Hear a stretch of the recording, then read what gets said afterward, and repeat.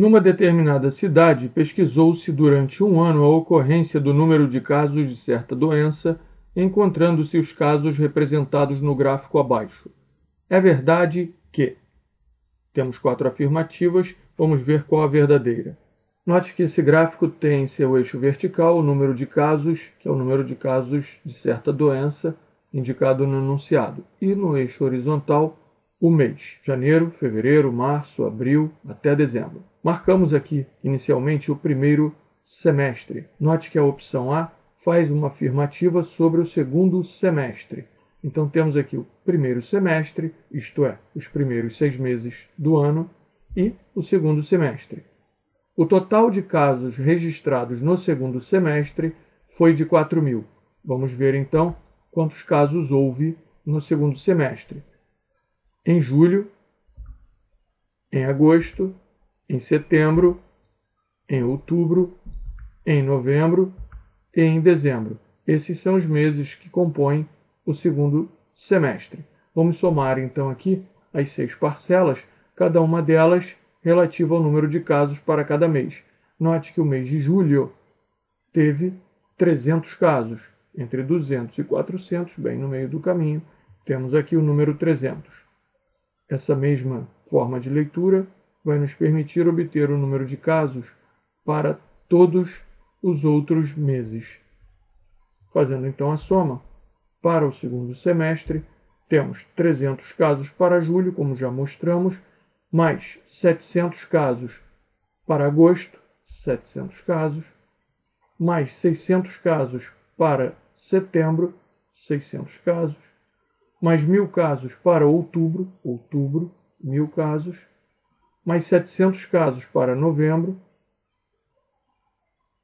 mais 800 casos para dezembro.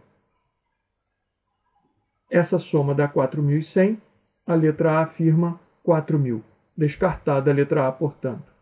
A letra B afirma que a maior variação entre 2 meses consecutivos ocorreu de agosto e setembro. Aqui deve ter algum problema, deve ser entre agosto e setembro, ou de agosto a setembro. Vamos então marcar de julho a agosto e de setembro a outubro.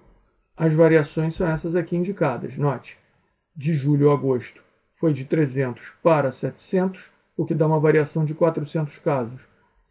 E de setembro a outubro foi de 600 para 1.000, que é também uma variação de 400 casos, que são as maiores variações, né? São as desses 2 meses, são iguais, ambas valendo 400. De agosto a setembro, como indicado aqui, não houve a maior variação. Desse modo, descartada a letra B. A letra C afirma que no último trimestre o número de casos registrados foi de 2.500.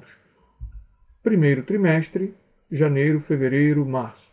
Segundo trimestre, terceiro trimestre, quarto e último trimestre do ano, outubro, novembro e dezembro. Ele faz uma afirmativa sobre o número de casos registrados.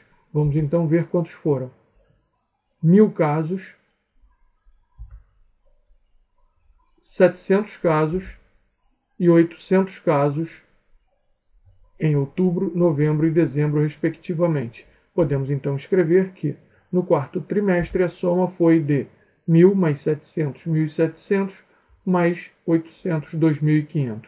Exatamente o que foi dito na letra C, mas mesmo assim vamos avaliar a letra D. Os períodos de crescimento e os períodos de decrescimento do número de casos registrados foram sempre crescentes. Note que aqui nós temos um período de crescimento, aqui outro, que de fato apresenta crescimento em relação a esse, aqui ainda outro, que já não apresenta crescimento em relação a esse. Note, de 300 para 700, 400, de 600 para 1.000, 400. E ainda esse último período de crescimento, que demonstra um crescimento menor ainda do que esses. Então não é verdade que os períodos de crescimento sejam sempre crescentes. Nem precisamos avaliar os de decrescimento. Desse modo, descartada a letra D e credenciada como correta a letra C. Encerrada a questão.